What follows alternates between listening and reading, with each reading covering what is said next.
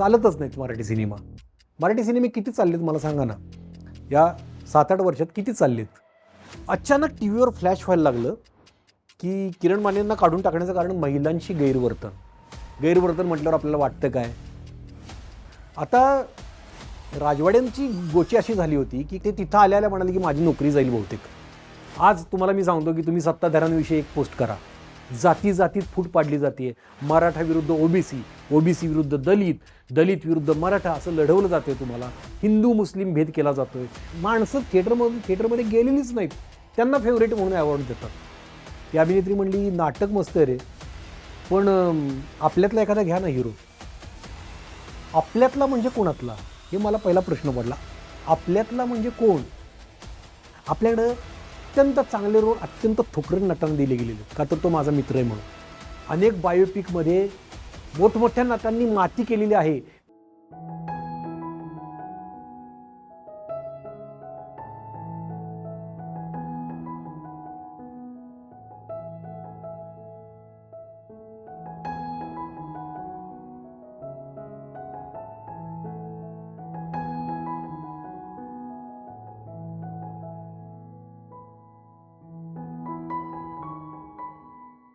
प्रचंड फरक पडला आहे. तसा किरण माने म्हणून मला वैयक्तिक फार फरक नाही पडला, पण बाहेरच्या जगण्यात प्रचंड फरक पडला आहे. बिग बॉसमुळे माझ्या व्यक्तिमत्वाबद्दल जे गैरसमज होते लोकांचे, ते बऱ्यापैकी दूर झाले असं मला वाटतंय.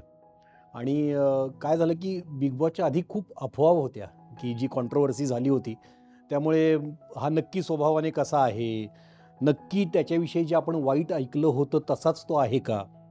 तर बिग बॉसमध्ये जातानाच मी ठरवलं होतं की आपण जे आहोत ते आहोत, खरं वागायचं. म्हणजे मला सुद्धा कळेल की माझं कुठं चुकतंय. समजा काही चुकीचे माझ्यावर आरोप झाले असतील तर ते खरे आहेत की नाहीत हे मलाही कळावं. कारण शेकडो कॅमेरे असतात, नक्की किती असतात कोणालाही माहीत नाही, ते फक्त त्यांना माहिती आहे. पण प्रत्येक कोपऱ्यात कॅमेरा असतो, तुम्हाला तो टिपून घेत असतो, त्यामुळे तिथे खोटं वागून चालत नाही. जेव्हा बिग बॉसमध्ये गेलो आणि बिग बॉसमध्ये जाताना माझी मनस्थिती फार विचित्र होती. कारण त्याच्या आधी खूप आघातांशी सामना केला होता मी. कारण करिअरच्या अशा टप्प्यात असे आघात झाले होते की पुढं अंधार दिसत होता, नक्की आपण कुठे चाललोय कळत नव्हतं. आणि इथून बाहेर आल्यानंतर आपल्या आयुष्याचं नक्की काय होणार आहे हे माहिती नव्हतं. आणि तिथून जेव्हा बाहेर पडलो आणि साताऱ्यात गेल्या माझी मोठी मिरवणूक निघाली, तेव्हा जाणवलं की आपण जिंकलोय. म्हणजे ही व्यक्तिमत्वाला प्रूव्ह करायची लढाई होती. म्हणजे माझं व्यक्तिमत्व काय होतं, म्हणजे फक्त बिग बॉस जिंकणं माझ्यासाठी महत्त्वाचं नव्हतं, लोकांची मनं जिंकणं माझ्यासाठी महत्त्वाचं होतं. आणि तेव्हा मला कळलं की मी बरोबर आहे कदाचित. आता मला मागे वळून बघताना वाटतं की बिग बॉसच्या आधी माझ्यावर जे आरोप झाले किंवा मला ज्यांनी आरोप केले त्यांचे आभार मानायचे आहेत खरंच, की त्यांनी किरण माने हे व्यक्तिमत्वाचा पुढचा 10 वर्षाचा स्ट्रगल सोपा केला. त्यांनी असे आरोप केल्यामुळे सगळ्या जगाचं माझ्याकडे लक्ष गेलं. कसं आहे की एखाद्याला आपण वाईट समजतो आणि नंतर तो वाईट नाही हे कळतं ना, तेव्हा खूप मोठा फरक त्या माणसाच्या आयुष्यावर पडतो, जो माझ्या आयुष्यावर पडला आहे. दुसरी गोष्ट, माझ्या घरच्यांसाठी खूप बरं झालं की खूप आघात त्यांनी सहन केले होते. माझ्यात ताकद आहे सगळं सहन करायची, लढायची, झुंजायची ताकद आहे. पण घरातल्यांच्यात ती प्रत्येक घरातल्यांच्यात असतेच असं नाही. त्यांना वाटतं की काय होणार याच्या करिअरचं. पण त्यांनाही एक दिलासा मिळाला. तर बिग बॉस नंतरचं लाईफ पूर्णपणे बदलून गेलंय.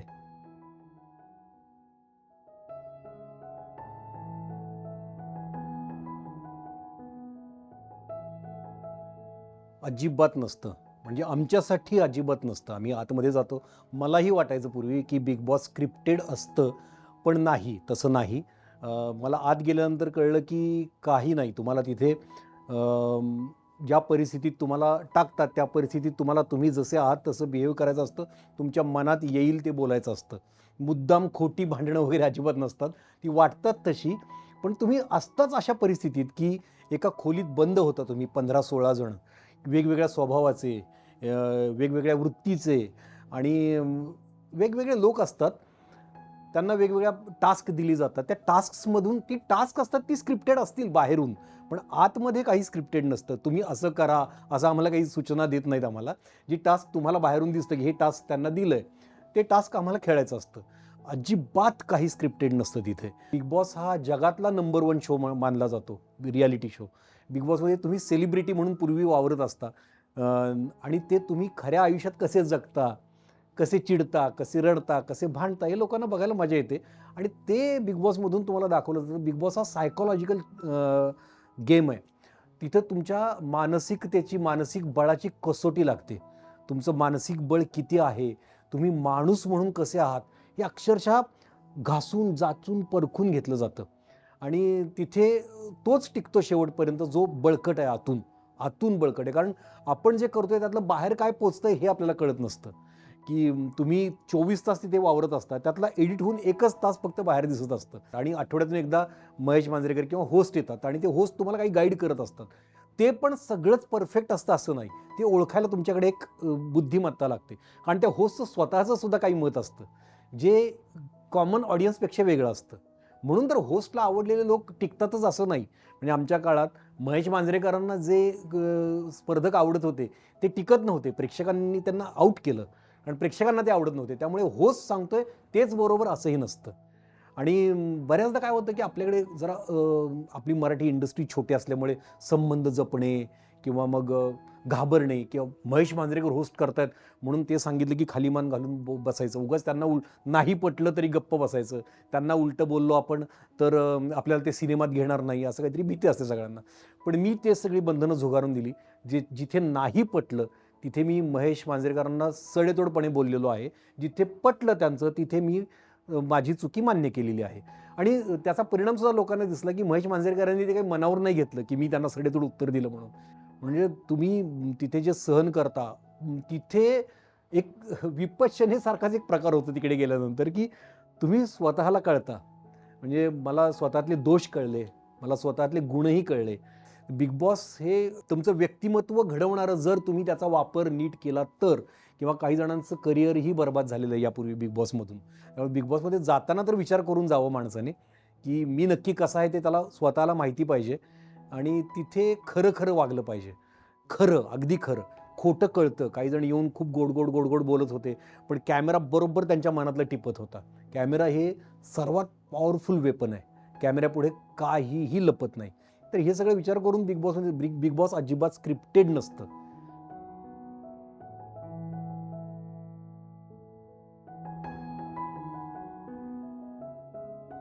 मुझ में कितने राज है बतलाऊ क्या, बंद एक मुद्दत से हूँ खुल जाओ क्या.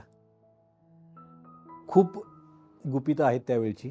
सगळीच नाही आत्ता बोलू शकत. काही बोलेन मी आत्ता.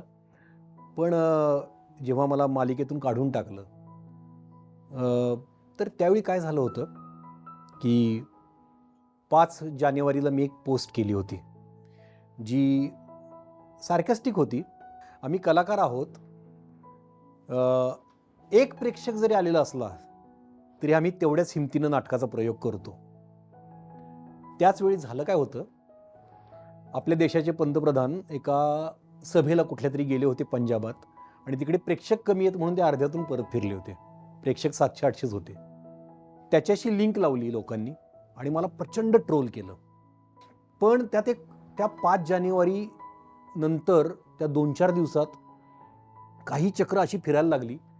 मला धमक्यांचे फोन तरी यायला लागले की तू असं बोलतोस, तुला बघून घेतो, कुठल्या सिरियलमध्ये काम करतोस तू. काही जणांनी पोस्टही केल्या की आम्ही सेटिंग केलेलं आहे, त्याला लवकरच सिरियलमधून काढून टाकणार आहेत. अशा पोस्ट माझ्याकडे अजूनही त्याचे स्क्रीनशॉट्स आहेत. अशा काही जणांनी पोस्ट केल्या.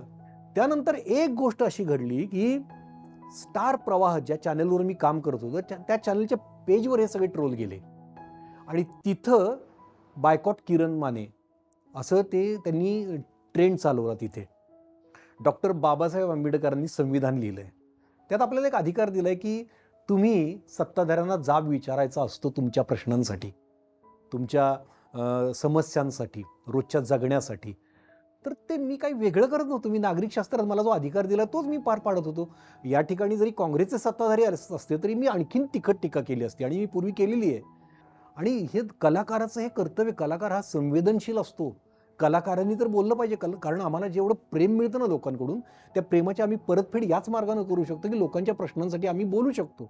तर मी तसं बोललो होतो आणि 5 जानेवारी नंतर अशा अनेक धमक्या सुरू झाल्या, शिव्या सुरू झाल्या. 6, 7, 8, 9, 10, 11, 12 मी शूटिंग करत होतो. 13 तारखेचं शूटिंग झालं आणि 13 तारखेला रात्री पॅकअप झाल्या एक तासाभरात मला फोन आला की तुम्ही या सिरियलमध्ये नाही आहे, उद्यापासून आम्ही तुम्हाला रिप्लेस करतो. म्हटलं कारण काय? नाही जरा खूप लोकांच्या तक्रारी आहेत. म्हटलं कारण काय? तर त्यांनी कट केला. ठीक आहे म्हटलं. त्यानंतर मी चॅनल हेडला फोन केला. चॅनल हेडनी फोन उचलला नाही. चॅनलमधल्या एका व्यक्तीला फोन केला, चॅनलमध्ये काम करणाऱ्या त्या व्यक्तीने फोन उचलला. तर त्या व्यक्तीनं मी म्हटलं कारण काय? तर तो म्हणाला तुझ्या राजकीय पोस्ट्स आणि एका महिलेची तक्रार. मला दोन्ही गोष्टी फार अशा वाटल्या की ठीक आहे, राजकीय पोस्टवरून मला काय सिरियलमधून का काढून टाकतील. पण त्यानं सांगितलं मला हे. आता मी त्याचं नाव नाही सांगू शकत. चॅनलमध्ये तो काम करतो, त्याची नोकरी आहे. माझ्या पोटावर जरी पाय आलं असलं तरी त्याच्या पोटावर मला पाय येऊ द्यायचा नाही. तेवढा चांगुलपणा माझ्यात आहे. तर तो फोन आल्यानंतर मग मी एक पोस्ट केली फेसबुकवर, काट लो जुबान आंसुओं से गाऊंगा, गाड़ दो बीज हूं मैं पेड़ बन ही जाऊंगा. मला आता यातून बाहेर पडायचं होतं. तर धक्का बसला, वाईट वाटलं, सगळं झालं की असं मी आठवलं की आपण काय केलं या सेटवर. अरे म्हटलं आपण खूप मनापासून काम केलं. हा जो रोल होता विलास पाटीलचा तो मी जगलो 2 वर्ष, 350 एपिसोड. मी अक्षरशः कधी कॉल टाईम चुकवलं नाही. माझ्यामुळे शूटिंग 5 मिनिटंसुद्धा रखडलं नाही. एखादा सीन मला जमत नाही म्हणून फुटेज कमी निघालं असं नाही, उलट फुटेज प्रमाणापेक्षा जास्त निघालं आहे माझे ज्यावेळी सीन्स होते त्यावेळी. ती सिरियल असताना चॅनल टॉपला गेलं. ती सिरियल टॉपला गेली. जे चॅनल 3 नंबरला होतं ते 1 नंबरला गेलं. ती सिरियल सुरू असताना. मी असं नाही म्हणत की त्या सिरियलमुळे आणि माझ्यामुळे, पण माझा खारीचा वाटा होता, कणभर वाटा होता माझा. आणि हे काय झालं आपल्या बाबतीत? जेलसी होत होती का? तर होत होती सहकलाकार, आणि असणार, साहजिक आहे. मी सुद्धा जेलस झालो असतो एखाद्या कलाकाराला एवढी लोकप्रियता मिळाली असती तर. कारण मी कॅरेक्टर आर्टिस्ट होतो, मी हिरोईनचा बाप होतो. पण मी इतका फेमस झालो होतो त्या सिरियलमधून की लोक अक्षरशः विलास पाटील माझे डायलॉग फेमस झाले होते. माझं कॅरेक्टर प्रचंड फेमस झालं होतं. म्हणजे त्याचं नंतर बघा ना, म्हणजे मला काढून टाकल्यानंतर सिरियल बंद करावी लागली ती. म्हणजे त्यात मला हे गर्वानं सांगत नाही मी, ह्या फॅक्ट्स आहेत. पण ते कॅरेक्टर मी फार मनापासून केलं होतं. आणि मी प्रसिद्ध होतोय आणि मला अचानक खूप प्रसिद्धी मिळते, तर काही सहकार्यांना वाटतं की आम्हाला का फुटेज मिळत नाही याच्या इतकं, आम्ही का नाही, आणि हा का गाजतोय, हे वाटणं स्वाभाविक आहे. म्हणजे पण त्याचा परिणाम असा होऊ नये की यार तुम्हाला सिरियलमधून काढून टाकलं कट कारस्थान करून. तर मी कधी कोणाला माजोरडेपणानं बोललो काय, मला काय बोललं असं कधी बोललो नाही मी. कधीच काही केलं नाही. हे का झालंय? मी एका बाजूला बसायचो, त्यांचे ग्रुप होते, ते ग्रुपमध्ये बोलायचे, बसायचे. मध्ये काही वेळा माझ्याविषयी तक्रारी झाल्या होत्या, पण तसा मी वागलोच नव्हतो. त्यामुळे त्या तक्रारी मला एकदा चॅनल हेडचा फोन आला होता, सतीश राजवाडेंचा. तो माझ्याकडे अजूनही आहे, तो रेकॉर्ड माझ्याकडे अजून आहे. ते मला म्हणाले की किरण तुझ्याविषयी तक्रारी येत आहेत, पण आम्हाला माहिती की तू खूप छान काम करतोयस, तू या सिरियलचा पिलर आहेस एक खूप मोठा, तू ही सिरियल तुझ्या खांद्यावर घेतलेली आहेस, असं आहे. माझ्याकडे रेकॉर्डिंग आहे त्याचं. त्यानंतर चॅनलमधल्या एका पर्सनचा फोन आला की किरण तुला तिथं काही त्रास होतोय का? तुमच्या सेटवर काही ग्रुप झालेले आहेत आणि आम्हाला असं वाटतं की तुझ्यावर गँगअप होत आहे. म्हटलं का होईल माझ्यावर गँगअप? नाही सगळे मिळून तक्रार करतायत तुझ्याविषयी. म्हटलं का? असं का करतायत? मी काय केलंय वाईट? नाही म्हणाले, पण असं असं करता आम्हाला माहिती आहे की हे होतं, फक्त तुझ्या बाजूने एक मेल मला पाठव की तिथे सेटवर काही गोष्टी अशा घडत होत्या त्यावेळी, ज्या मी बोलू शकत नाही आत्ता. कारण मी काही भगिनींचा सन्मान करतो, त्यांना त्यांचं आयुष्य असतं, आणि तिथे काही गोष्टी ऑब्जेक्शनेबल घडत होत्या, पण त्याचा मला काही त्रास नव्हता. तर मी त्या गोष्टी म्हटलं या गोष्टी चालतात, असा एक मेल केला, अशा गोष्टी चालत आहेत, पण याच्याशी माझा काही संबंध नाही, मी माझं काम व्यवस्थित करतोय, पण हे चाललंय ते काही बरोबर चाललेलं नाही मला वाटतं. पण हे पुन्हा ते एक म्हटलं एक मेल मला पाठवून ठेव जो पुढे उपयोगी पडेल समजा काही झालं तर. हे एक मला आठवलं, हे कधी 6 महिने आधी घडलं होतं हे मला सिरियलमधून, ते मला आठवलं. मी सगळे झाडाझडती जेव्हा स्वतःची घेत होतो की आपण कुठे कुठे चुकलोय, तर मला असं कळलं की नाही आपण तिथे पण नाही चुकलो, आपण तो मेल पाठवलेला आहे, तो मेल आपल्याकडे आहे. जेव्हा कधी मला त्रास झाला तिथून पुढे मी काळजी घेतली की जेव्हा कधी मला उचकवलं गेलं दिग्दर्शकाकडून, दिग्दर्शक आणि तो एक ग्रुप झाला होता, दिग्दर्शकाकडून मला 1-2 वेळा उचकवलं गेलं, असं मुद्दाम डिवचलं गेलं, तर मी लगेच चॅनल हेडला त्याच्याविषयीचं मेसेज करून ठेवला. त्याचा पण स्क्रीनशॉट माझ्याकडे आहे. असं मी केलं होतं. त्यामुळे मी म्हटलं आपण आपल्या बाजूने करेक्ट आहोत. आता आपल्या बाजूने काही होण्याची शक्यता नाही. पण हे सगळं घडलं. मला काढून टाकल्यानंतर मला लक्षात आलं की आता आपण लढायचं आहे. आपल्याकडे पुरावे आहेत. आता कसं आहे की चॅनेल विरोधात लढणं हे कलाकारांच्या दृष्टीनं फार अवघड असतं किंवा एखाद्या प्रोडक्शन हाऊसच्या विरोधात लढणं आणि ती बलाढ्य शक्ती आहे आणि आपण असे कणभर असतो. म्हणजे एक हत्ती आहे आणि त्याच्याबरोबर ससा झुंजतोय असं काहीतरी दिसेल विचित्र. तर त्यानंतर मी उघड बोलायला सुरुवात केली की मी सरकारवर, सत्ताधाऱ्यांवर टीका केली. हा काय दोष आहे का? याच्यामुळे तुम्ही सिरियलमधून काढून टाकणार का मला? काय करणार? हे सगळं सुरू होतं. मी बोलत होतो. त्याचवेळी झालं असं की हे इतका हा दबाव वाढला सरकारवर. सत्ता म्हणजे इथली सत्ता वेगळ्या पक्षाच्या हातात होती आणि केंद्रातली सत्ता वेगळ्या पक्षाच्या हातात होती. तर मला शरद पवार साहेबांचा फोन आला मला की उद्या भेटायला या सकाळी 10 वाजता. आता बघा बऱ्याच जणांना वाटतंय, बऱ्याच जणांना ट्रोल म्हणतात, बाकीच्यांना माहिती की ट्रोल म्हणतात की तू शरद पवारांकडे तुझं गारणं घेऊन गेलास. मी काही गारणं घेऊन कोणाकडेही जाणार नव्हतो. माझं मी लढणार होतो. पवार साहेबांचा मला फोन आला की भेटायला या. एवढ्या बुजुर्ग व्यक्तीनं फोन केल्यानंतर मी भेटायला जाऊ नये का? तर मी गेलो भेटायला. का म्हणजे कदाचित त्यानंतर मला छत्रपती उदयनराजेंच्या पीएनचा फोन आला होता. पण त्यावेळी मी शूटिंग करत होतो. मी गेलो नव्हतो. पण त्यांनी मला बोलवलं आणि तिथं बऱ्याच गोष्टी घडल्या. त्यानंतर मी एका शूटिंगला गेलो. त्यानंतर बऱ्याच लोकांचे फोन येत होते की आम्हाला भेटायला या आम्हाला. तिथून आल्यानंतर जितेंद्र आव्हाड साहेबांनी मला बोलवलं आणि त्यांनी सगळं समजून घेतलं. तोपर्यंत झालं होतं काय की अचानक टीव्हीवर फ्लॅश व्हायला लागलं की किरण मानेंना काढून टाकण्याचं कारण महिलांशी गैरवर्तन. मला जरा धक्काच बसला. पण मी स्वतः आतून तसा नाहीये. माझ्या जवळच्यांना सगळ्यांना माहिती आहे की मी कुठल्या महिलेशी गैरवर्तन करणाऱ्यातला नाहीये. असं फ्लॅश का होतंय टीव्हीवर? आता कुठलं नवीन कारस्थान रचलं या लोकांनी? कारण मला माहिती आहे खोटं आहे ना. कुठली महिला खोटं येऊन सांगेल की माझ्याशी गैरवर्तन केलं? म्हटलं बघूया. केलं असेल तर ती सांगेल. आणि नंतर 2 दिवसांनी मी विचारायला लागलो की कुठल्या महिलेशी गैरवर्तन केलं तिने पुढे यावं. मग नंतर आमच्या सेटवरच्या 2-3 महिला पुढे आल्या. मी बघायला बसलो की आता काय गैरवर्तन केलं मी यांच्याशी. त्यातल्या एक बुजुर्ग महिला होत्या ज्यांना मी आईसारखं मानत होतो आणि त्या अजूनही मला मुलासारखं मानतात. नशीब माझं अजूनही. तर त्यांनी सांगितलं की नाही मला नाही त्रास दिला. त्यांनी कधी मला नाही त्रास दिला. मला त्रास द्यायची काय हिंमत आहे. पण तो सेटवर जरा मगरुरीत वागत होता. म्हटलं ठीक आहे. गैरवर्तन काय? तर नंतर बाकीच्या दोघींनी पण सांगितलं की नाही तो समजायचं की माझ्यामुळे TRP आहे. माझ्यामुळे सिरियल चालते. म्हटलं ठीक आहे बाबा हे मी करत नव्हतो पण ठीक आहे आपण हे मान्य करूया की असं झालं. पण याच्यामुळे कोणाला सिरियलमधून नाहीत काढून टाकत. पण मग हे काही कारण नाही. पण गैरवर्तन काय? गैरवर्तन काय? हे मी शोधत होतो. तर काहीच गैरवर्तन त्यांनी सांगितलं नाही. आणि जी मला मुलीसारखी एक होती म्हणजे खरंच मी तिला मुलीसारखी मानत होतो आणि मला अजूनही तिच्याविषयी ग्रजेस नाहीत माझ्या मनात. तर ती म्हणाली की मी एकदा जाडी आहे म्हणून त्यांनी काहीतरी कमेंट केली होती. तर ते सुद्धा मी आठवलं. तर काय सीन होता तुम्हाला सांगतो मी. काय झालं होतं की तिला एक सिरियलमधला व्हिलन आहे तो तिला चाकूनी भोकसतो आणि मी बघतो की ती रक्ताच्या हरवळत पडली. मी तिला उचलतो आणि पळत सुटतो हॉस्पिटलकडे. तर मी तिला उचललं त्या सीनमध्ये आणि पळत सुटलो आणि तिला ठेवलं असं कट झाला शॉट. तिला म्हणलं अरे बापरे किती जाड झालीस ग तू. आणि ती पण मला टाळी देऊन हसली. आता हे आपण किती नॉर्मली बोलतो नाही. त्या गोष्टीचा इश्यू झाल्यानंतर की मला जाडी म्हणला. तर ते काय झालं की त्या सेटवरच्या दुसऱ्या एका सहकलाकार जी स्त्री सहकलाकार होती जी तिचे कान भरत होती तिने ते ऐकलं. ती म्हणली अरे अगं तुझ्या जाडीवर बोलला तो. आणि मग ते झालं. ते त्यानंतर 1 वर्षानंतर हे आरोप करते की माझ्या जाडीवर. तर मी असे टोमणे मारण्यातलं नाही कोणाला जाडीवरून. मी म्हटलं गैरवर्तन काय? तर कुणीच काय सांगितलं नाही. आणि मग पुरुष कलाकारही बोलायला लागले की तो स्वतःला शहाणा समजत होता वगैरे. मी म्हटलं पुरुष कलाकार बोलतात मग महिलांची गैरवर्तन का असं येतंय? गैरवर्तन म्हटल्यावर आपल्याला वाटतं काय?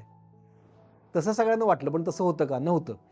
पण त्यानंतर आमच्याच सेटवरच्या 4 महिला त्यांचा मला फोन आला की किरणजी हे जे चाललंय जे तुमच्याविषयी बोलतायत हे आम्हाला पटत नाहीये. तुम्ही असे नाही आहात. तुम्ही खूप चांगले आहात. आम्हाला तुमच्या बाजूनं बोलायचंय. म्हटलं अरे कशाला बोलताय? तुमचं करिअर आहे. कशाला चॅनलची पंगा घेताय? माझं झालं. आणि मग त्यांनी चॅनलवाल्यांना बोलवून घेतलं आणि त्यांनी स्पष्टपणे सांगितलं की किरण माने असे नाहीत. त्यांच्यावर एक खोटे आरोप केलेत. आम्ही एकदाही त्यांना गैरवर्तन करताना किंवा माजुरडेपणानं बोलताना किंवा एखाद्याशी तुच्छतेनं बोलताना आम्ही एकदाही ऐकलेलं नाही. उलट त्यांनी आम्हाला मदत केली. आता एकीकडे 2 महिला आणि एकीकडे 4 महिला. 4 महिला माझ्याविषयी चांगलं बोलत आहेत. या 4 महिलांनी तो दिलासा दिला आणि त्यांनी सांगितल्यानंतर पुन्हा वातावरण पेटलं की हे खोटे आरोप होते आणि पुन्हा दबाव आला प्रचंड. आणि त्यानंतर आता जी गोष्ट मी सांगितली नव्हती कधीच ती सांगतो, की जितेंद्र आव्हाड त्यावेळी गृहविकास मंत्री होते, त्यांच्या घरी आम्ही बसलो. त्यांच्या मंत्रालयातल्या बंगल्यात आम्ही बसलो आणि सरकारी बंगल्यात आम्ही बसलो. तिथे त्यांनी चॅनल हेडला बोलवलं होतं. सतीश राजवाडे आले, तिथे बसले आणि तिथे माझ्या बाजूने बोललेल्या ज्या तिघी चौघी होत्या त्याही तिथे हजर होत्या. आणि त्यांनी विचारलं, तुम्ही असं का काढून टाकलं सिरियलमधून? ते म्हणाले की नाही, आम्ही लेटर दिलं होतं त्यांना. म्हणजे ती 13 तारखेला 13 जानेवारीला मला काढून टाकलं होतं. लेटर होतं 21 जानेवारीचं. तर म्हणजे हे वातावरण पेटल्यावर त्यांनी खोटं लेटर तयार केलं होतं की आम्ही पाठवलं आहे म्हणून. मला मेलही 21-22 तारखेला आला होता. आता राजवाड्यांची गोची अशी झाली होती की काहीतरी वरून दबाव आला होता. त्यामुळे त्यांना असं बोलावं लागत होतं की बाबा त्यांची बाजू तर घेणं साहजिक आहे. पण त्यांना आता बोलणं भाग होतं की चॅनलच्या बाजूने, कारण ते तिथं आल्या म्हणाले की माझी नोकरी जाईल बहुतेक, कारण वातावरण खूप तापलं होतं आणि त्यांना पण खूप शिवीगाळ वगैरे झाली होती. आता त्यांना असं वाटतं की मी लोकांना त्यांचा नंबर दिला. सतीश राजवाड्यांचा गैरसमज होता. पण मी नंबर द्यायची गरज नाही. त्यांचा नंबर कुठूनही लोक मिळवू शकतात. असं काही नसतं की कोणाचा नंबर कोणी मिळवू शकत नाही. आणि जेव्हा एवढ्या मोठ्या पदावर माणूस असतो तर त्यांना तिथे अनेक आरोपांविषयी ते बोलले. त्यावेळी जितेंद्र आव्हाडांनी विचारलेल्या प्रश्नांना ते उत्तर देऊ शकले नाहीत आणि त्यांनी कबूल केलं की आम्ही चुकलेलो आहोत आणि 2 दिवसात प्रोडक्शनचे जी माणसं आहेत ती तुमच्याकडे येतील आणि आपण हे मिटवूया आता. या लेवलला आलं होतं. तर तिथे काही जे सत्ताधारी पक्ष त्यावेळेचे जे महाराष्ट्रातले जे सत्ता होती त्या पक्षातले काही राजकारणी व्यक्ती अशा बसल्या होत्या ज्यांची प्रोडक्शन हाऊस होती, ज्यांचे त्या चॅनलशी संबंध होते. त्यांना सतीश राजवाड्यांकडून काही सिरियल्स मिळू शकत होत्या. त्या लोकांनी सतीश राजवाड्यांची बाजू घ्यायला सुरुवात केली. पण तोपर्यंत खूप उशीर झाला होता, कारण महिला तिथं बसल्या त्या माझी बाजू घेणाऱ्या. त्या सांगत होत्या की हा माणूस अत्यंत चांगला आहे, म्हणजे या महिलांच्या म्हणण्याला काही वेटेज आहे की नाही. मग असं जर असेल तर त्यावेळी ज्यावेळी माझ्याविषयी तक्रार आली त्यावेळी ही चौकशी का केली नाही तुम्ही सेटवर, की ही तक्रार खरी आहे की खोटी आहे? तर हे काही केलं नव्हतं त्यांनी सरळ कोणीतरी दोघी जणींनी तक्रार करायला लावली असेल कदाचित, मला असं वाटतं. कारण त्या महिला पण ज्यांनी तक्रार केली त्यांच्याविषयी पण मला काही म्हणायचं नाही, कारण वरून दबाव आल्यावर, चॅनलवरून दबाव आल्यावर किंवा प्रोडक्शन हाऊसकडून दबाव आल्यावर बोलू शकतं माणूस असं, कारण शेवटी करिअरची पडलेली असते आपल्याला. पण त्यांनी एका आयुष्याशी खेळायचा प्रयत्न केला होता. हेही त्यांनी ओळखावं की माझं आयुष्य होतं, माझ्या ठिकाणी जर दुसरा कोणी असतं की आपण न केलेल्या चुकीची शिक्षा आपण भोगतोय तर त्यानं आत्महत्या केली असती कदाचित एखाद्यानं आत्महत्या केली असती. अशा प्रकरणात अनेकांनी आत्महत्या केलेल्या आहेत आणि माझ्या मनातही ते विचार आलेले होते.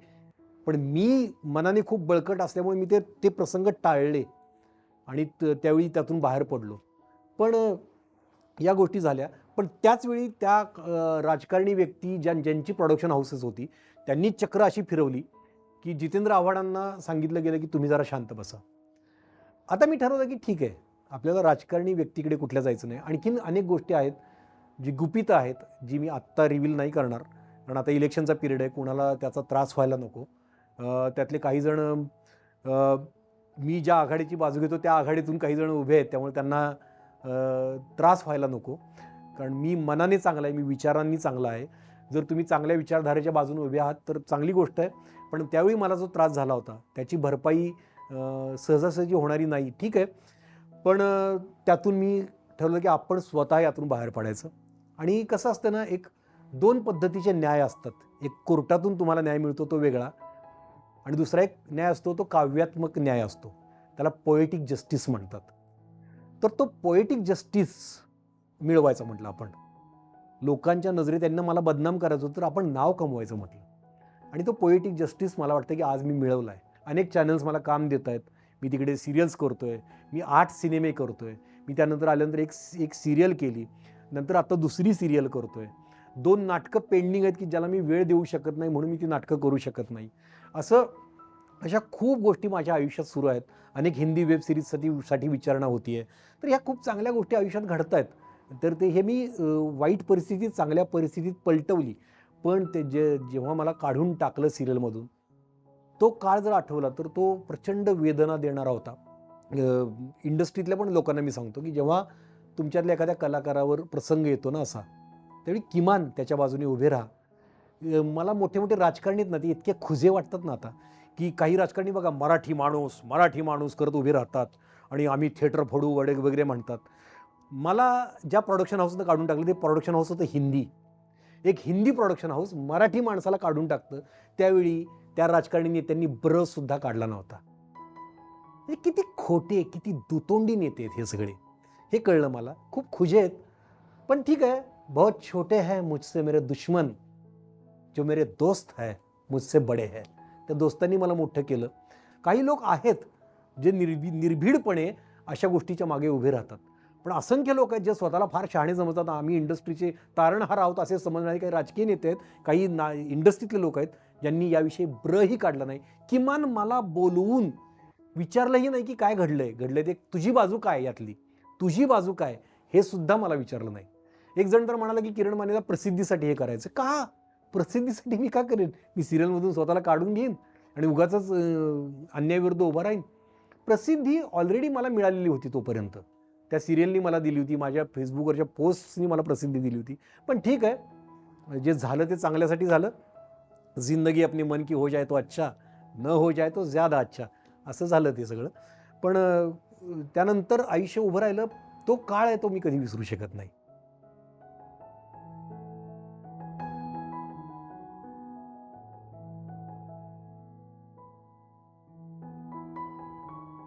रामदास आठवलेंविषयी एवढ्या मोठ्या, आपण आता शाहू फुले आंबेडकरांचं बोलतोय आणि त्यांना कुठला राजकारणी त्यांचा प्रतिनिधी कुणा अशा विचारांचा असेल असं मला अजिबात नाही म्हणायचं. कारण जेव्हा माणसात फूट पाडणाऱ्या एखाद्या वृत्तीला किंवा धर्मावरून द्वेष पसरवणाऱ्या वृत्तीला जर तुम्ही पाठिंबा देत असाल तर तुम्ही बहुजनांचे नसता. कारण रामदास आठवलेंविषयी मला प्रचंड आदर आहे, त्यांचा सगळा स्ट्रगल मला माहिती आहे. पण तुम्ही अशा वृत्तीला जेव्हा साथ देता की जी भेदाभेद करते किंवा द्वेष पसरवते, तर ते बरोबर नाही आहे. बहुजन जी संकल्पना आहे की जी तथागत गौतम बुद्धांपासून आली, त्यात असं आहे की जातीपातीच्या पलीकडे माणूस बघणे, माणूसपण जपणे, माणुसकी जपणे आणि द्वेषापेक्षा प्रेम पसरवणे. पण काय ना, काही राजकीय पक्षांना असं आहे की गोची होते की प्रेम पसरवलं तर त्यांनी कशाच्या मुद्द्यावर बोलायचं, द्वेष पसरवला तरच मतं मिळू शकतात. तर त्यांना तो द्वेष पसरवायचा असतो, त्यांना आपण साथ नसते द्यायची. मग आपण कुठेतरी समाजाचं पण नुकसान करतो. ज्या समाजाचं आपण प्रतिनिधित्व करतो त्यांचं आपण नुकसान करतो. मला त्यांच्याविषयी आदर आहे, पण मला वाटतं की आता ते कदाचित काही निर्णय घेतील आणि त्यांनी घ्यावा असं मला वाटतंय. पण आत्ता तरी बहुजनांचे प्रतिनिधी असे नाहीत वाटत मला ते.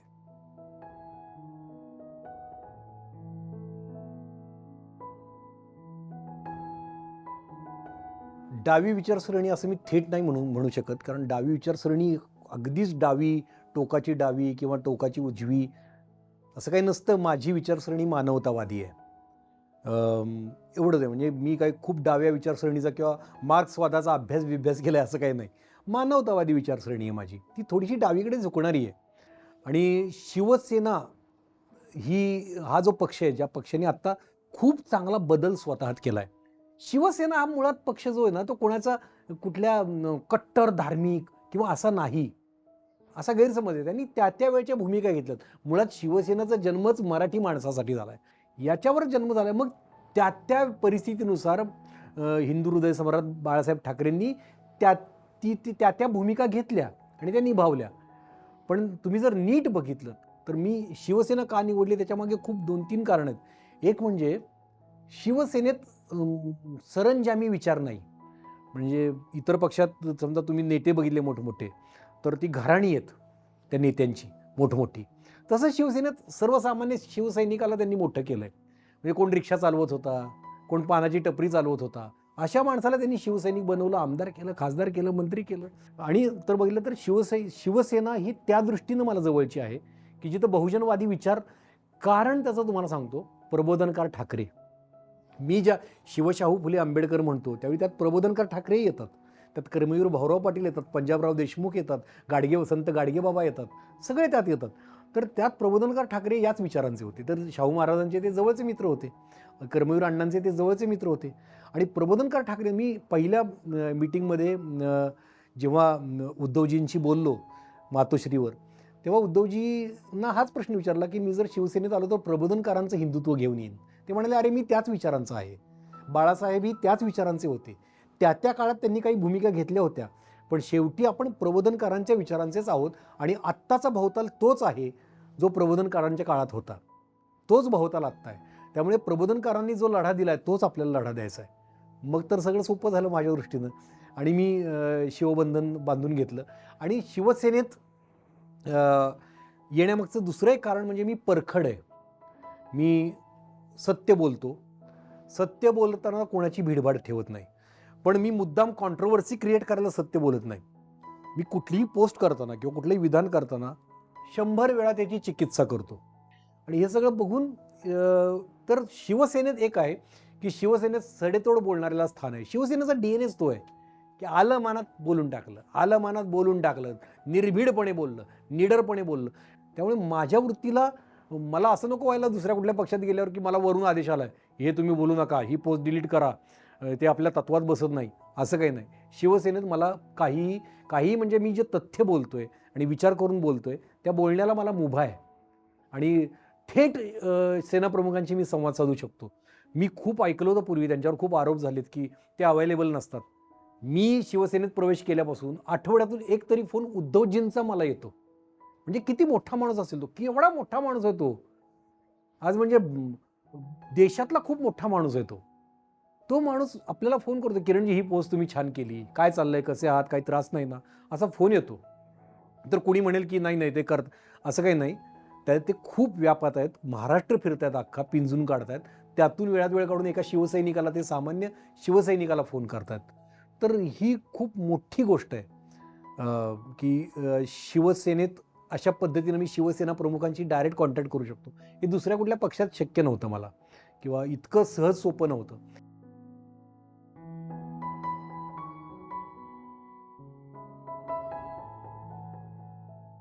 मुळात मी राजकारणात येणारच नव्हतो. राजकारण हा माझा प्रांत नाही. मी अभिनयात रमणारा माणूस आहे. अभिनय ही माझी पॅशन आहे. अभिनय हा माझा श्वास आहे. माझ्या रक्तात अभिनेता असणं आहे. मी अभिनयासाठी इंजिनिअरिंग अर्धवट सोडलेलं आहे. मी अभिनयासाठी माझं चांगलं चाललेलं दुकान बंद करून कुलूप लावलेलं आहे. मी अभिनयासाठी कर्जबाजारी झालो होतो. मी अभिनयासाठी वाटेल ते केलं आहे. मी अभिनयासाठी सगळं स्टेकला लावलं आहे माझं आयुष्य. आणि अभिनय हे सर्वस्व आहे माझं. मी त्याशिवाय नाही जगू शकत. मग राजकारणात मी आलो. तर त्यामागचं कारण हेच होतं की आजकाल समाजात जे चाललं ना, आता भोवताली सगळ्यांना जाणवत असेल की खूप भयानक वातावरण झालेलं आहे. आपल्या संविधानातली जी मूल्य आहेत, बेसिक स्वातंत्र्य, समता, बंधुता आणि न्याय, या मूल्यांची सरळ सरळ पायमल्ली होताना दिसते. स्वातंत्र्य म्हणजे काय? अभिव्यक्ती स्वातंत्र्य. आपण एक घेऊया स्वातंत्र्य त्यातलं. आज तुम्हाला मी सांगतो की तुम्ही सत्ताधाऱ्यांविषयी एक पोस्ट करा. बरेच जण म्हणतात नको बाबा, कुणी ते ट्रोल सांगावर घ्या आणि कुणी आपल्यावर कारवाई झाली तर काय करा. म्हणजे तुम्हाला भीती वाटते की माझ्यावर कारवाई होईल, मला काहीतरी होईल. अरे बापरे किरण, तू अशा पोस्ट कशा करतोस यांच्या विरोधात, तुला काहीतरी करतील हं, असे मला खूप मेसेजेस येतात. सावध राहा. म्हणजे आपलं स्वातंत्र्य धोक्यात आलंय की नाही. एक माणूस सत्ताधाऱ्यांना जा, मग पूर्वी सरळ सहज जाब विचारला जायचा, सहज. म्हणजे बघा ना की पूर्वी हे नव्हतं. कलाकारांनाही स्वातंत्र्य होतं पूर्वी बोलण्याचं. आता कलाकारांनाही स्वातंत्र्य नाही बोलण्याचं, किंवा तुम्ही कलाकृती ते नाही मांडू शकत नाही. खूप त्रास होतो. एखादाच शाहरुख खान असतो जो कलाकृतीतून बोलतो काय समाजात चाललंय, कारण तो शाहरुख खान आहे, तो खूप मोठा आहे, तो ते बोलू शकतो. पण सर्वसामान्य कलाकार नाही बोलू शकत. म्हणून तर शाहरुख खानला एवढं प्रेम लोकांचं का मिळतं? अक्षय कुमारच्या सिनेमाचं एकही तिकीट का खपत नाही? त्याचं कारण ते आहे की शाहरुख खाननी दाखवलंय की माझ्या पाठीचा कणा ताठ आहे, हे दाखवून दिलंय. म्हणून तर त्याचा वाईट सिनेमाही 1000 करोडचा धंदा करतो. तर कलाकारांना स्वतः स्वातंत्र्य नाही राहिलं. जी पूर्वी सहजपणे नाटकातून आपण काँग्रेसवर टीका करायचो, सहजपणे. दादा कोंडकेंचे अनेक सिनेमे बघा, सहजपणे त्यांनी इंदिरा गांधींवर टीका केलेली आहे. खूप खूप. म्हणजे आता तुम्हाला एक उदाहरण सांगतो. मनोज कुमार हे BJPचे होते, खूप मोठा नट, खूप मोठा दिग्दर्शक होता. मनोज कुमार हे BJPचे होते, नंतर BJPचे खासदार झाले. त्यांचे सिनेमे तुम्ही बघा, ते महागाईवर उघडपणे बोलतात. म्हणजे प्रेयसी म्हणत असते की लग्न कर माझ्याशी, आणि तो म्हणत असतो की नाही, मला नोकरी लागल्याशिवाय मी नाही लग्न करू शकत. त्यावेळी देशातली विदारक परिस्थिती त्यांनी सांगितली होती की बेरोजगारीची. ते गाणं होतं, हाय हाय ये मजबुरी, ये मौसम और ये दूरी, तेरी 2 टकिया की नौकरी से मेरा लाखों का सावन जाए. तर ते जे होतं, किंवा मनोज कुमारच्या सिनेमात गाणं होतं, मला तुम्ही सांगा आज ते गाणं येऊ शकतं का? की एक हमें यार की जुदाई मार गई, दूसरी खुदा की खुदाई मार गई, तीसरी हमेशा की तन्हाई मार गई, बाकी कुछ बचा तो महंगाई मार गई, महंगाई मार गई, अरे बाकी कुछ बचा तो महंगाई मार गई. हे सर्वसामान्याचं व्यथेचं विदारक दर्शन होतं की महंगाईनं आम्हाला मारलंय. आज हे गाणं येऊ शकतं का? आलं तर काय होईल? अहो, साधं रॅप केलं तरी पोरांच्यावर कारवाई होती. म्हणजे 50 खोके एकदम ओके असं रॅप केलं होतं त्या पोरानं, तर त्याला पोलीस स्टेशनमध्ये बोलवलं होतं. तुम्ही नाटकातनं काय मांडायचं, तुम्ही गाण्यातून काय मांडायचं, हे स्वातंत्र्य आज धोक्यात आलंय. स्वातंत्र्य ही एक गोष्ट, त्यातलं कलाकाराचं अभिव्यक्ती स्वातंत्र्य धोक्यात आलंय. जाती जातीत फूट पाडली जाते. मराठा विरुद्ध ओबीसी, ओबीसी विरुद्ध दलित, दलित विरुद्ध मराठा असं लढवलं जातंय तुम्हाला. हिंदू मुस्लिम भेद केला जातोय. प्रचार सभेत आपल्या देशाचे उच्च पदस्थ नेते हिंदू मुस्लिम आणि मुसलमान किती वाईट याच्यावर बोलतात. म्हणजे किती भयानक परिस्थिती आलेली आहे. तर अशा वेळी मला वाटतं की कलाकार म्हणून आवाज उठवणं माझं कर्तव्य आहे. कारण मी ज्या कलाकारांना मानतो ते म्हणजे निळूभाऊ फुले, डॉक्टर श्रीराम लागू, सदाशिव अमरापूरकर. हे लोक निर्भीडपणे सत्ताधाऱ्यांविरोधात आवाज उठवत होते, समाजातल्या वाईट गोष्टींविरोधात आवाज उठवत होते, अंधश्रद्धा निर्मूलनाचं काम करत होते. तर मी यांचा आदर्श मानतो आणि यांचा आदर्श आज कोणीतरी मराठीत घेतला पाहिजे, तर तो मी घेतोय आणि मी याच्यावर बोलतोय. माझे लोक बुडतायत आत्ता पारतंत्र्याखाली, गुलामीखाली, भीतीखाली, दहशतीखाली. तर आता मी आत्तापर्यंत परिवर्तनाच्या चळवळीत व्याख्यानं देत होतो. तर व्याख्यानातून काय होतं, विचार बदलू शकतो माणसाचा. पण व्यवस्था बदलायची असेल तर राजकारणात येणं गरजेचं आहे. म्हणून मी राजकारणात आलोय, शिवसेनेत आलोय आणि त्या बदलाच्या प्रक्रियेत माझा खारीचा वाटा असावा, एवढाच उद्देश आहे. मला आमदारपद नको, मला खासदारपद नको, मला मंत्रीपद नको. बऱ्याच जणांना वाटतं की हां, तुला तिकीट मिळेल म्हणून तू गेलायस. तर त्यांच्यासाठी एक गौप्यस्फोट करतो. मी आजपर्यंत कुठेही हे बोललो नाही. मी आज ते बोलतो की आत्ताच्या इलेक्शनला एका खूप महत्त्वाच्या लोकसभा मतदारसंघासाठी एका खूप मोठ्या आणि खूप जुन्या पक्षानं, भारतातल्या खूप मोठ्या पक्षानं मला ऑफर दिली होती उमेदवारीची. पण मला जर शिवसेनेनं सांगितलं असतं तर कर्तव्य म्हणून मी ते निभावलंही असतं. पण तो पक्ष शिवसेना नव्हता.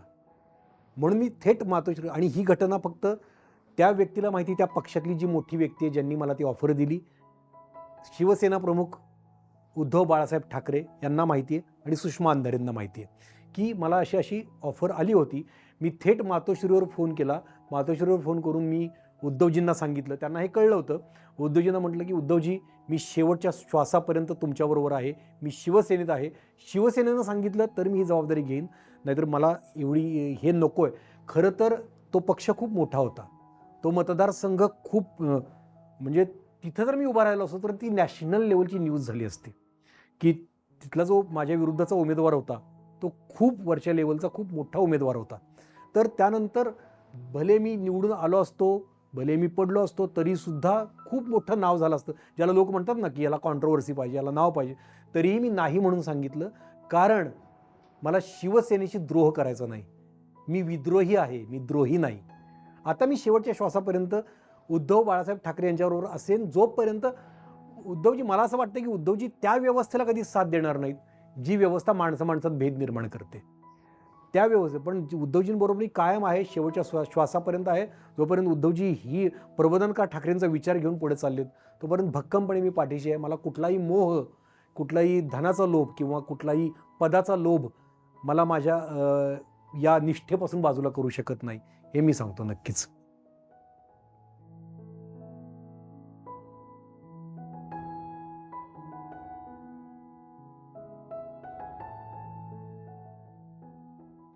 खरं खोटं ते तपासायचं आहे लोकांनी किंवा न्यायव्यवस्थेनं आपल्या. खरं खोटं तपासलंच पाहिजे. कसं आहे ना की एखादी व्यक्ती जेव्हा पोलीस महासंचालक पदावर असलेली व्यक्ती काही गुपितं फोडते, तर ठीक आहे ना, संशय घेणं गरजेचं आहे. त्याच्यावर लगेच विश्वास ठेवला पाहिजे असं नाही आणि अविश्वास दाखवला पाहिजे असंही नाही. त्यात काहीतरी तथ्य आहे असं समजून तपास केला पाहिजे. आता तुम्हाला गंमत सांगतो, की मी 2 वर्षांपूर्वी हे पुस्तक वाचलं होतं. पण मी तेव्हापासून बारकाईनं त्यांनी जे आरोप केलेत ते तपासून बघतोय समाजात जे चाललंय.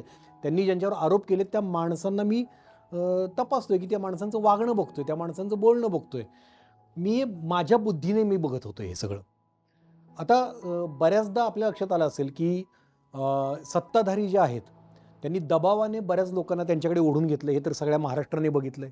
ईडी, सीबीआय, इन्कम टॅक्स यांच्या रेड टाकून माणसांना त्यांच्याकडे ओढून घेतलंय. तुरुंगाच्या भीतीने त्यांच्याकडे ओढून घेतलंय. अनेक आपण असे बघितलेत, की न्यायव्यवस्थेतले लोक जे न्यायाधीश होते पूर्वी, महत्त्वाच्या खटल्यात त्यांनी सत्ताधाऱ्यांच्या बाजूने निकाल दिलाय. निवृत्त झाल्या त्यांना खासदारकी मिळाली. हे पण आपण बघितलंय. आता जेव्हा मुश्रीफसारखी व्यक्ती त्या पुस्तकामधून काही आरोप करते, तेव्हा 2 वर्षानंतर मला जाणवलं, की त्यांनी ज्या माणसावर आरोप केलाय, त्या माणसाला सत्ताधाऱ्यांनी उमेदवारी दिली. मग तो संशय आणखीन बळावतो, की अरे, हे तर पूर्वीचं काहीतरी रिपीट होतंय. पूर्वी असंच काहीतरी झालंय. ती पोस्ट तुम्ही नीट बघितली तर मी काय लिहिलंय? चिकित्सा करूया. गौतम बुद्धांचा कारण-कार्य संबंध तपासूया. जसं तुकोबारायांनी सांगितलं, नीरक शिर आपण विवेक बुद्धीनं हे लिहिलंय त्याचा विचार करूया आणि शेवटी विचार करा एवढं लिहिलंय. हे खरं आहे, हे खोटं आहे असलं कुठलंही स्टेटमेंट नाही माझं. आणि मग आज तर म्हणे, की मुश्रीफांनी आज मुलाखत दिली कुठल्यातरी चॅनलला, की मुश्रीफ म्हणालेत, की ठीक आहे माझ्यावर केस तरी करा. मुश्रीफ म्हणालेत असं, की मी हे पुस्तक लिहिलं ना, ते म्हणाले, की त्यांना तुरुंगात टाका मला. म्हणजे किमान माझ्यावर केस केल्यावर लोकांच्या समोर पुन्हा ही फाईल उघडेल आणि पुन्हा याचा तपास सुरू होईल. तर न्यायव्यवस्थेने याचा तपास घेतला पाहिजे. आता बघूया किती पारदर्शकपणे तपास होतोय आणि किती पारदर्शकपणे काय होतंय. पण हे भयानक आहे आणि हा संशय मी घेतला पाहिजे ना. एक नागरिक म्हणून तरी माझं कर्तव्य आहे ना, का हे बोललो म्हणूनही मला तुरुंगात टाकणार. तर असं काही नाही. मला फक्त संशय घ्यायचा आहे, की हे तपासा आणि आज मुश्रीफही त्याच्यावर बोललेले आहेत. त्यामुळे आता हा मामला सगळा खूप वरच्या लेव्हलला चाललेला आहे.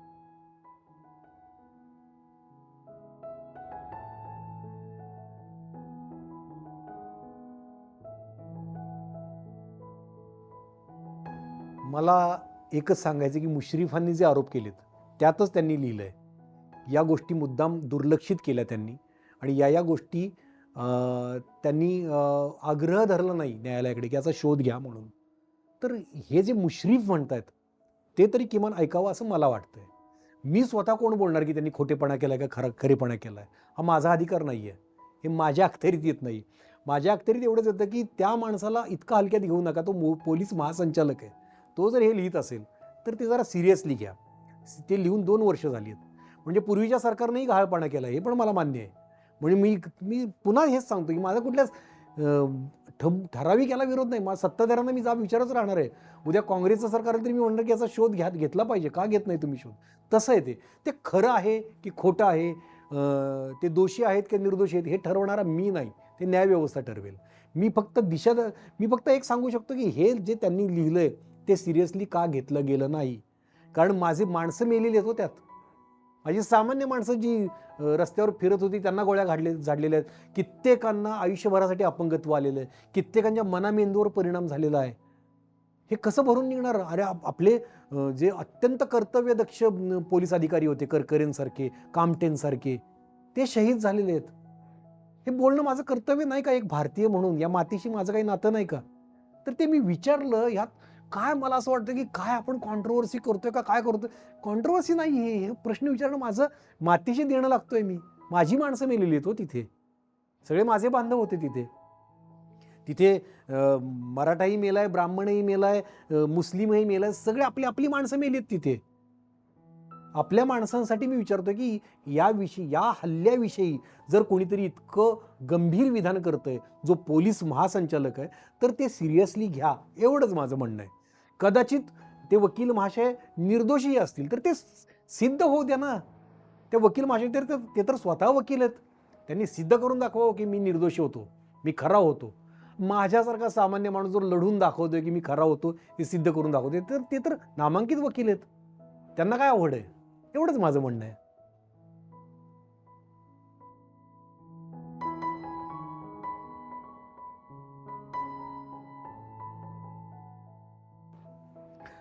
लॉबी आहे का? तर मराठीमध्ये मी मगाशी एक शब्द वापरला की खूप छोटे छोटे छोटे छोटे छोटे छोटे गट आहेत असे, ज्याला मी कधी कधी रागानं डबकं म्हणतो. असं मुद्दाम म्हणतो मी ते. गट आहेत ते.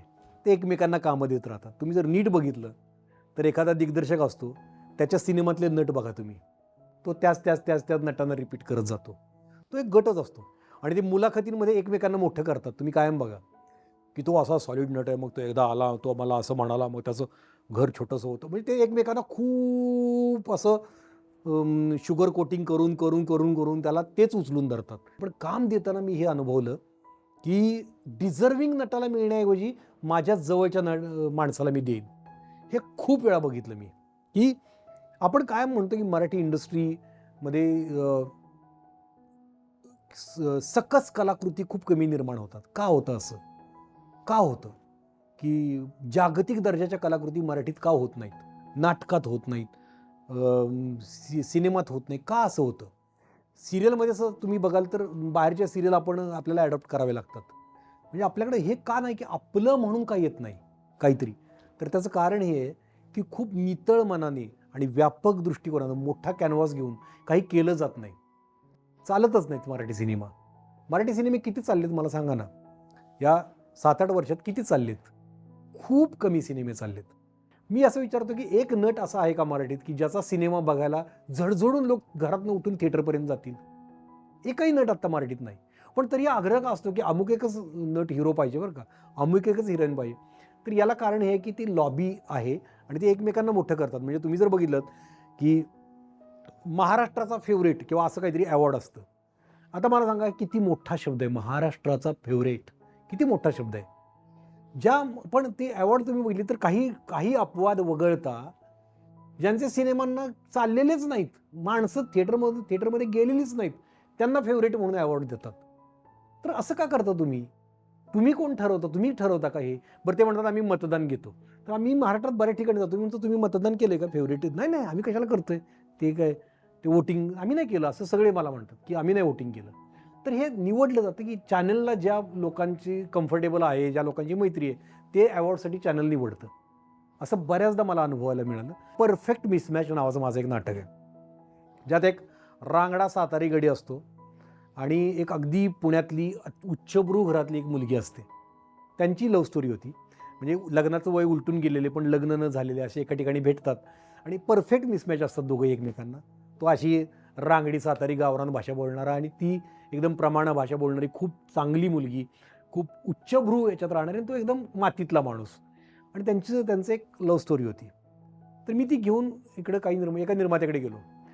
आधी काही मुलींना वाचून दाखवलं ते अभिनेत्रींना आणि नंतर एका निर्मात्याकडे गेलो. तो एक निर्माता म्हणाला की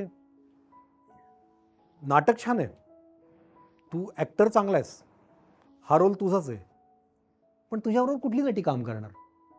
म्हटलं का? अरे मी एवढी नाटकं केली, मी एवढे अवॉर्ड घेतले. हां, काल परवा तू एका अभिनेत्रीला वाचून दाखवलं होतं. ती अभिनेत्री म्हणली नाटक मस्त आहे रे, पण आपल्यातला एखादा घ्या ना हिरो. आपल्यातला म्हणजे कोणातला? हे मला पहिला प्रश्न पडला. आपल्यातला म्हणजे कोण? तर म्हणाला की तू नसशील ना हिरो, तर मी हे नाटक प्रोड्यूस करायला तयार आहे. म्हटलं पण तू असं का म्हणतोय? नाही नाही कुठली हिरोईन काम करायला तयार नाही तुझ्याबरोबर. असं डायरेक्ट तो म्हणाला. म्हटलं थांब जरा. म्हटलं मला टॉपच्या अभिनेत्रींची नावं सांग 3. तो म्हणाला मुक्ता बर्वे, सोनाली कुलकर्णी सिनियर आणि अमृता सुभाष. ठीक आहे म्हटलं. मुक्ता बर्वे त्यावेळी एक वेगळं नाटक करत होती, त्यामुळे मुक्ता बर्वे काही त्या नाटकात काम करू शकणार नाही. सोनाली कुलकर्णी सिनियर तिला मी ते स्क्रिप्ट पाठवलं. म्हटलं सोनाली हे नाटक आहे, हा रोल मी करणार आहे, हा रोल तुझ्यासाठी कसा वाटतं? सोनालीचा मला रात्री 2ला मेसेज आला, नाटक खूप छान आहे किरण, मला प्रचंड आवडलं आणि मला आत्ताच्या आत्ता तुझ्याशी बोलायचं आहे. आणि सोनालीचा मला फोन आला. सोनाली म्हणली मला खरंच हे नाटक करायचं आहे, आपण या नाटकावर सिनेमा करूया किरण, मला हे सिनेमा करायला खूप आवडेल. आत्ता असं आहे की मी एक व्हाईट लिली नाईट रायडर नावाचं नाटक करते हिंदीमध्ये, ज्याचे शोज फक्त शनिवार रविवार असतात. मग हे नाटक त्या नाटकाला मी वेळ नाही देऊ शकणार, पण मला हे नाटक करायचं आहे किंवा आपण याच्यावर सिनेमा करूया, थोडे दिवस थांब. म्हटलं नाही आता नाटक तयार आपल्याला करायचंच आहे तर पण ठीक आहे म्हटलं, बघूया नंतर. म्हटलं ते सिनेमा लिहू तेव्हा बघू. आणि मग मी अमृता सुभाषला ते स्क्रिप्ट पाठवलं. अमृताने ते वाचलं, अमृताला ते प्रचंड आवडलं. अमृता म्हणाली मी तयार आहे काम करायला. आता मी त्या निर्मात्याला म्हणालो की तू म्हणत होतास तुझ्याबरोबर कोण काम करणार नाही. अमृता, सुभाष, जी तू टॉपची 3 नावं घेतली ते तिघीतली दोघी तयार आहेत. एक फक्त दुसरं नाटक सुरू आहे त्यामुळे ती करणार नाही आत्ता, पण दोघीजणी तयार आहेत. तुझं खोटं ठरलं म्हटलं.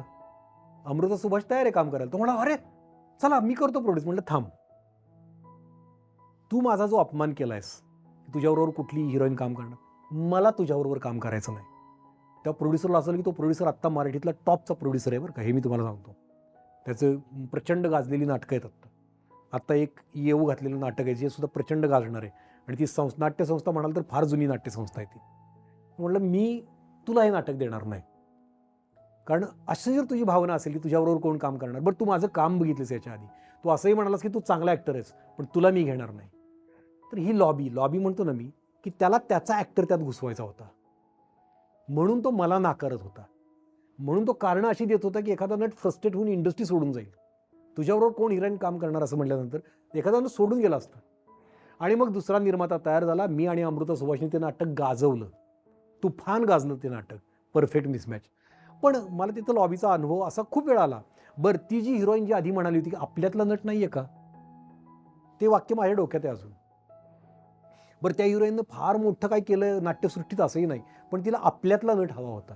म्हणजे काय, मला याचे अर्थ कळत नाही आहेत, खरंच कळत नाहीत मला. ह्या लॉबी पलीकडे जाऊन हे विचार का नाही करत तुम्ही एक ठराविक मला हाच नट पाहिजे, मला तोच नट पाहिजे, मग किरण माने असाच असेल, मग तो अमुक तसाच असेल, मलाच घ्या असं नाही. पण एक कायम कम्फर्ट झोन बघितला जातो ज्याच्यामुळे मराठी पुढं जात नाही. मराठी इंडस्ट्री अजिबात पुढं जात नाही. मराठी इंडस्ट्री आपल्याकडं अत्यंत चांगले रोल अत्यंत थोकरट नटांना दिले गेलेले आहेत, का तर तो माझा मित्र आहे म्हणून. अनेक बायोपिकमध्ये मोठमोठ्या नटांनी माती केलेली आहे. ती माती चांगल्या समीक्षणं खोटी लिहून ती माती त्याच्यावर टाकली गेलेली आहे, ती झाकली गेलेली आहे, ती माती केलेली. नाहीतर हे बायोपिक श्रेष्ठ ठरले नसते भारतात जर त्या रोलसाठी तुम्ही परफेक्ट माणसं जर घेतली असती तर ते बायोपिक हिट झाले नसते, ते बायोपिक गाजले नसते. कारण आपल्याकडे ती थोर व्यक्तिमत्व होऊन गेलेली आहेत. नाही आमचाच माणूस घ्यायचा, मग आमचा तो माणूस घ्या, मग त्यानं भलेही वाईट काम करू द्यात, मग ते समीक्षणात चांगलं लिहून आणायचं. काय रोल केला आपणच म्हणायचं. अरे लोकांना आवडत नाही ना, पण ते लोक बघतच नाहीत ते सिनेमे. त्याच्यावरून तरी ओळखा की लोकांना नाही आवडलेलं. तो सिनेमा हिट झालाय का नाही, मग तुम्ही कसं समजता की ते फेवरेट आहेत म्हणून. तर हे कोंडाळ झालं. आपणच आपल्या घरातले दोष सांगतो ना, बाहेरचा माणूस सांगेल का. तर मी त्यामुळे सांगतोय की हे मराठी इंडस्ट्रीतली लॉबी जी आहे ना, हा प्रकार बंद झाला पाहिजे. तर मराठी सिनेमा बघा कुठं जातोय. मराठी सिनेमाला प्रेक्षक नाही असं नाही. मराठी सिनेमाला प्रेक्षक आहे. मराठी सिनेमा नाकारतायत प्रेक्षक, हे बघा, नाकारतायत प्रेक्षक यायला नको म्हणतात. हे बघायला आम्ही कुठे येऊ म्हणतात. चांगला सिनेमा आला की लोक भरभरून जातात, बघतायत ना. शाहरुख खानचे सिनेमे लोक बघतायत की नाही. तुम्हाला बघायला लोकांनी यावं असं काहीतरी करा ना. मराठी सिनेमा प्रेक्षकांनी नाकारलेला आहे हे आधी कबूल करा. जे खरंच मला कळकळीने सांगायचं आहे की जे स्टुडिओज म्हणतात ना, अमुक एक नट पाहिजे, अमुक एक नाव पाहिजे, नका तसं म्हणू. त्या दिग्दर्शकाला मुभा द्या की त्याला त्या रोलला जो सूट होतोय तो माणूस घेऊ द्यात त्याला. आणि तुम्ही मोठे स्टुडिओ होतात ना, तुम्ही त्याची हाईप करा ना, चालवा सिनेमा. चांगला सिनेमा असेल तर तो चालेल. पण तुम्ही काय करताय की तुम्ही तुमचा नट त्याच्यावर थोपवताय. मग तो दिग्दर्शक पण काय, निर्माता काय म्हणतो की माझा स्टुडिओ हा सिनेमा घेतोय ना, मग मी हा नट घेतो जरी सूट होत नसला तरी. मग भिकारीमध्ये आपण स्वप्नील जोशीला कसं बघायचं. हो, तो खूप चांगला ॲक्टर आहे. स्वप्नील जोशी सुद्धा मान्य करेल की त्याचं काम आवडल्यावर मी त्याला मेसेज करून सांगतो की स्वप्नील काम खूप चांगलं केलेस तू. पण काही रोलमध्ये सूट होत नसताना स्टुडिओची इच्छा म्हणून त्याला घेतलं जातं. असं नाही झालं पाहिजे ना.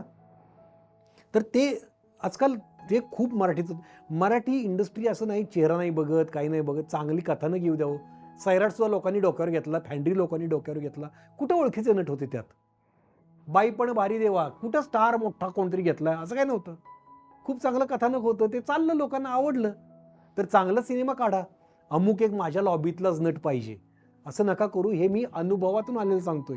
उपरा माणूस बाहेरून आलेला नाही, मी तुमच्याच घरातला आहे, मी तुमच्या फॅमिलीतला आहे. आणि मी सांगतोय की हा दोष आहे आपल्यात. जो चांगला नट आहे तो घ्या. साऊथ इंडस्ट्री पुढे का जाते, ते करतात की नाही, आपल्या नटांना घेतात ना ते. घ्या ना, कोणालाही घ्या. तुम्हाला चांगला आवडतो नट तुमच्या लॉबीत नसू द्या, घ्या त्याला.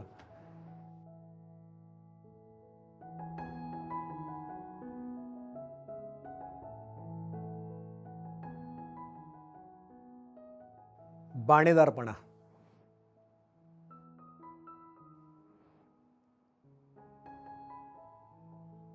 काही नाही घ्यायचं मला त्यांच्याकडून.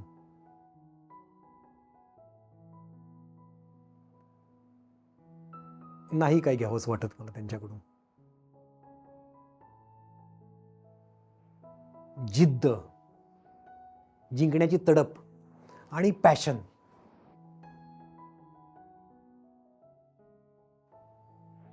देवेंद्र फडणवीसांनी म्हणजे एक गोष्ट खूप चांगली केली आहे, म्हणजे जी मी बोलेन ती मला माहीत नाही की कितपत योग्य असेल, पण त्या माणसानं त्यांच्या पत्नींना जे स्वातंत्र्य दिले ना, ते खूप मोलाचं आहे. म्हणजे एक राजकीय व्यक्ती आहे, एक वजनदार व्यक्ती आहे राजकारणात देवेंद्र फडणवीस, पण त्यांच्या पत्नीला वाटतं मी गाणी म्हणावीत, मी खूप माझ्या पद्धतीनं मी जगावं, मी रील्स बनवावेत, मी माझ्या पद्धतीनं जगावं. पण त्यांनी कुठलाही दबाव आणून नाही नाही तू डोक्यावरून पदर घे, खानदानी राहा आणि असंच बोल, असा दबाव नाही आणला. हे प्रत्येक घरातल्या प्रत्येक नवऱ्यानं हे शिकावं की आपल्या बायकोचं म्हणून एक काहीतरी स्वातंत्र्य आहे, ते जप. ते योग्य अयोग्य वगैरे वगैरे त्याच्यावर ते नंतर वेगळा विषय होईल, तो विषय वेगळा. पण ते जे स्वातंत्र्य दिलं ना देवेंद्र फडणवीसांनी, ते मला खरंच ॲप्रिशिएट करावंसं वाटतं की ते स्वातंत्र्य आहे.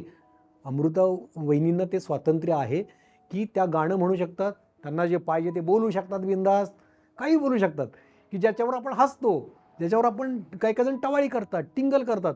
पण मी कधी असं ऐकलं नाही की देवेंद्र फडणवीसांनी त्यांना सांगितले की गप्प बस, याच्यावर काय बोलू नकोस. ते बोलतात बिनधास्त.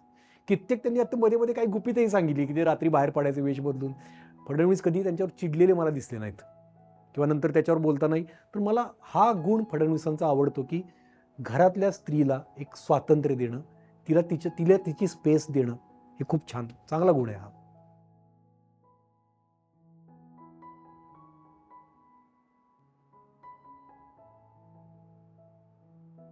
आग लगे बस्ती में हम अपनी मस्ती में. काय पण होऊ दे, जळू दे, मरू दे, काय पण होऊ दे, ते त्यांच्या मस्तीत असतात. तशी वृत्ती एकदा आली पाहिजे आपल्यात. असं हे गमतीत म्हणतोय.